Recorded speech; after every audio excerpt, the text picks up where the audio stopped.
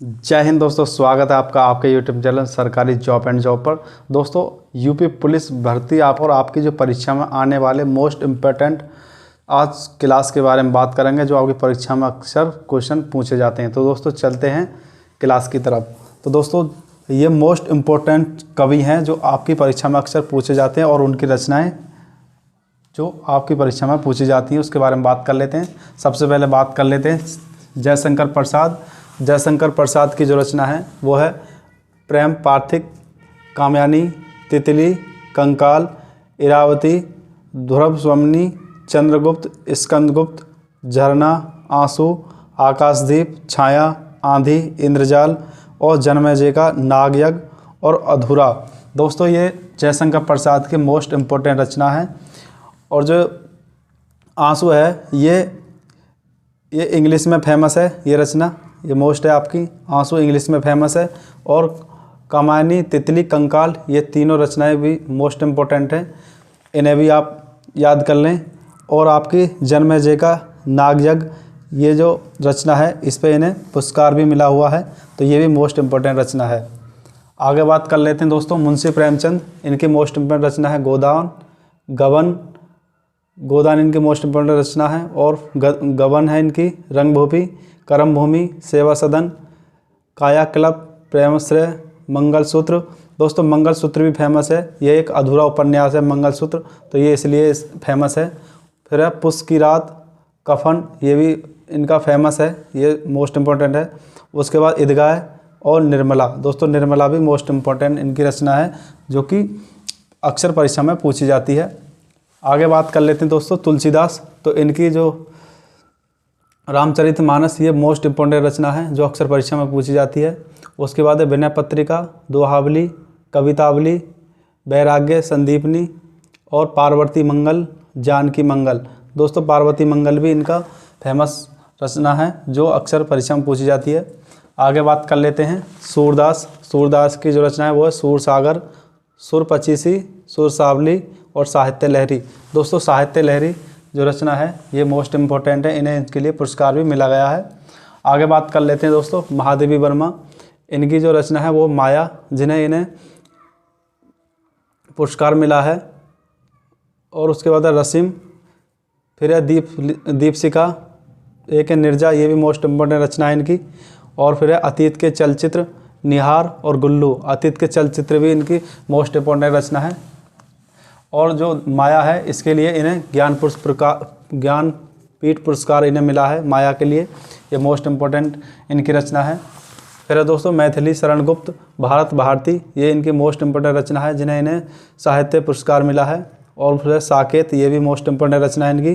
फिर है यशोधरा, फिर है रंगभंग, और उसके बाद है पंचवटी, जय भारत, ये भी मोस्ट इम्पोर्टेंट रचना है, अक्सर परीक्षा में पूछी जाती है। उसके बाद झंकार और द्वापर, ये इनकी मोस्ट इम्पोर्टेंट रचना है दोस्तों। फिर है कबीरदास की रचना है बीजक, इनकी मोस्ट फेमस रचना है बीजक।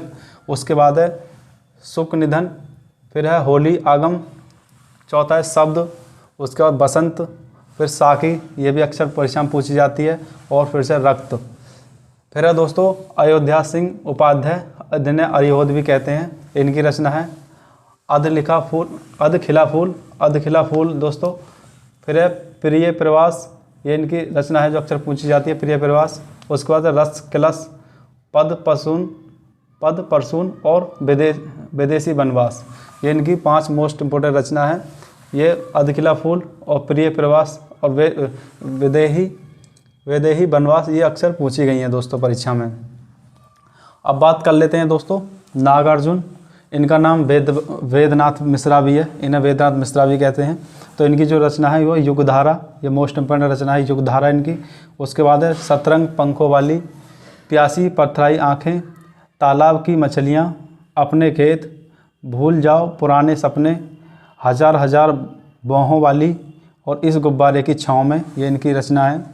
फिर है दोस्तों प्रताप नारायण मिश्र। इनकी जो रचना है वो है हम्मीर हट या हटी हम्मीर कहते हैं इसे। और फिर है कलिकोतुक रूपक और भारत दूरदर्शा रूपक, दूध का दूध पानी का पानी और संगीत शाकुंतलम, ये इनकी मोस्ट इम्पोर्टेंट रचना है। संगीत शाकुंतलम पूछी गई है, और ये हम्बीर हटी या हटी हम्बीर भी कई बार परीक्षा में पूछी गई है।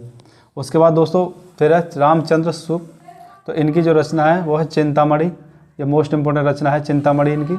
रस मीमांसा, ये भी मोस्ट इम्पोर्टेंट रचना है, और त्रिवेणी, ये भी मोस्ट इम्पोर्टेंट रचना है। तीनों जो रचना है ये पूछी गई हैं। उसके बाद सूरदास, दोस्तों सूरदास देख के सूरदास की रचना मत समझ लेना, ये जो रचना है ये रामचंद्र शुक्ल द्वारा लिखी गई है, और इसे जो परीक्षा में आप कंफ्यूज हो जाते हो तो इसे याद रखना है कि जो सूरदास है वो सूरदास के द्वारा नहीं, रामचंद्र शुक्ल के द्वारा लिखी गई है।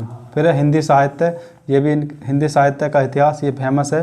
फिर है मित्रता और विचार संधि, जो हिंदी साहित्य ये इनकी फेमस रचना है। आगे बात कर लेते हैं सूर्यकांत त्रिपाठी निराला, इनके द्वारा जो लिखी रचना वो है आराधना, अर्चना, अप्सरा, तुलसीदास। दोस्तों एक तुलसीदास है, ये कन्फ्यूज करने वाली रचना है, जो कि ये तुलसीदास द्वारा लिखी गई नहीं है, ये सूर्यकांत त्रिपाठी द्वारा लिखी गई रचना है, जो कन्फ्यूज कर देती है पेपर के दौरान, तो इसको आपको याद कर लेना है। उसके बाद है कुकुरमुत्ता, ये मोस्ट इंपॉर्टेंट रचना है, पूछी गई है। अनामिका भी कई बार पूछी गई है। और फिर है परिमल, अलका और गीत गुंज। फिर है दोस्तों सुभद्रा कुमारी चौहान, इनकी जो रचना है वो है झांसी की रानी, त्रिधारा, बिखरे मोती और मुकुल। इनकी झांसी की रानी रचना कई बार पूछी गई है, तो इसे याद कर लेना। फिर है दोस्तों मोहन राकेश, इनके द्वारा रची रचना है अंधेरे बंद कमरे में, नए आने वाला कल, कांपता हुआ दरिया, आषाढ़ का एक दिन और कई एक अकेले। तो ये इनकी जो रचना है मोहन राकेश की रचना है। अब दोस्तों बात कर लेते हैं मलिक मोहम्मद जायसी के बारे में। तो इनकी जो रचना है पद्मावत, दोस्तों आपने पद्मावत देखा होगा, फिल्म भी बनी है रणवीर सिंह की। तो पद्मावत ये मोस्ट इम्पोर्टेंट रचना है, अक्सर पूछी जाती है। उसके बाद आखिरी कालम, फिर है चित्ररेखा और कहरनामा। अब है दोस्तों जो रचना है वो है विष्णु शर्मा की, जो रचना है वो है पंचतंत्र, ये इनकी मोस्ट इम्पोर्टेंट रचना है। पंचतंत्र कई बार पूछी गई है। और फिर है चतुरबिल्ली, चतुर खरगोश, चालाक खरगोश। अब है दोस्तों रामधारी सिंह दिनकर, इनकी जो रचना है वो है उर्वशी, इनके लिए इन्हें ज्ञानपीठ पुरस्कार मिला गया है। और फिर है दोस्तों हुंकार, उसके बाद रेणुका, फिर है कुरुक्षेत्र, ये भी रचना है जो कई बार पूछी गई है। फिर है परशुराम की प्रतिज्ञा। उसके बाद है संस्कृत के 4 अध्याय, ये भी जो रचना है इनके लिए इन्हें साहित्य अकादमी पुरस्कार मिला गया है, ये भी इनकी मोस्ट इम्पोर्टेंट रचना है, संस्कृत के 4 अध्याय। फिर है दोस्तों श्री मंगल सिंह सुमन, इनके जो रचना है वो जीवन के गाने, विश्वास बढ़ता ही गया, प्रलय सर्जन और हिल्लोल। तो इनकी 4 रचना है। फिर है दोस्तों सुमित्रानंद पंत, दोस्तों सुमित्रानंद पंत एक ऐसे कवि हैं जिन्हें 3 पुरस्कार मिले हैं, ज्ञानपीठ पुरस्कार, साहित्य अकादमी पुरस्कार और नेहरू पुरस्कार। तो चिदम्बरा इनकी मोस्ट इम्पोर्टेंट रचना है जिनके लिए उन्हें ज्ञानपीठ पुरस्कार मिला है। फिर उसके बाद वीणा, उसके बाद है स्वर्ण धुली, उसके बाद है मुंगवाड़ी, फिर है ग्राम्या, उसके बाद है बूढ़ा चांद, ये मोस्ट इम्पोर्टेंट रचना है, इसके लिए इन्हें साहित्य अकादमी पुरस्कार मिला है। और फिर है गुंजन, उसके बाद है लोकायतन और वह स्वर्ण किरण, इनके लिए इन्हें नेहरू पुरस्कार मिला है। ये मोस्ट इम्पोर्टेंट इनकी रचना है। अब है दोस्तों हरिवंश राय बच्चन, दोस्तों बच्चन शब्द सुनकर आपको जान रहे होंगे कि बच्चन परिवार यानी कि अमिताभ बच्चन के परिवार से हैं। हाँ, तो ये अमिताभ बच्चन के पिता ही हैं हरिवंश राय बच्चन, और उनकी जो रचना है वो है मधुशाला, जो मोस्ट इम्पोर्टेंट रचना है, कई बार पूछी गई है। क्या भूलूं कि याद करूं, फिर है मधुकलश, मधुबाला और 2 चट्टानें। दोस्तों 2 चट्टानें इनकी बहुत ही मोस्ट इम्पोर्टेंट रचना है, इसके लिए इन्हें साहित्य अकादमी पुरस्कार भी मिला है, ये इनकी बहुत मोस्ट इम्पोर्टेंट रचना है। उसके बाद दोस्तों भारतेंद्र हरिचंद, इनकी जो रचना है वो है पूर्ण प्रकाश, चंद्र प्रभा, प्रेम फुलवाड़ी, रत्नावली और अंधेरी नगरी। तो दोस्तों एक अंधेरी नगरी नाटक है, टकाशेर खाजा टकाशेर भाजी, ये उस प्रकार की ये अंधेरी नगरी का लिया गया ये कहानी नाटक है। फिर है दोस्तों हजारी प्रसाद द्विवेदी, इनके हैं अशोक के फूल और सुर साहित्य। दोस्तों सुर साहित्य ये अक्सर पूछी गई सुर साहित्य, मोस्ट इम्पोर्टेंट है।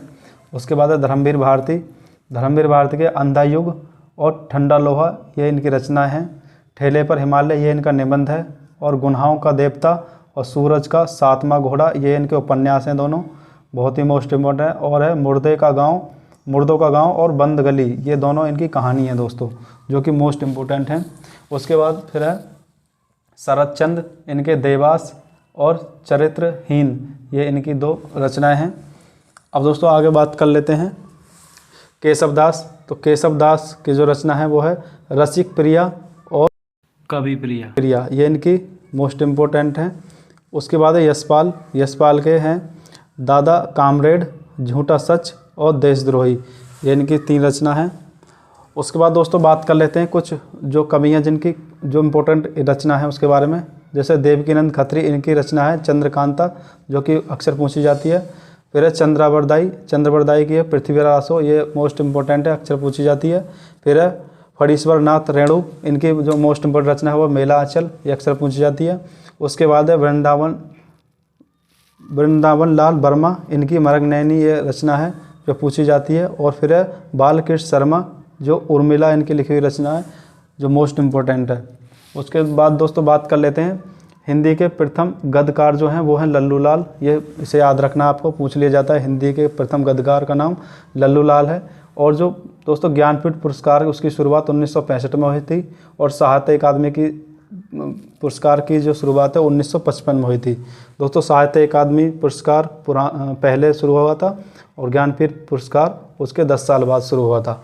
तो दोस्तों ये तो थे मोस्ट इम्पोर्टेंट रचनाएं जो अक्सर परीक्षा में पूछी जाती हैं। अगर आपको वीडियो अच्छी लगी हो तो चैनल को सब्सक्राइब कर दें, बेल आइकन को दबा दें।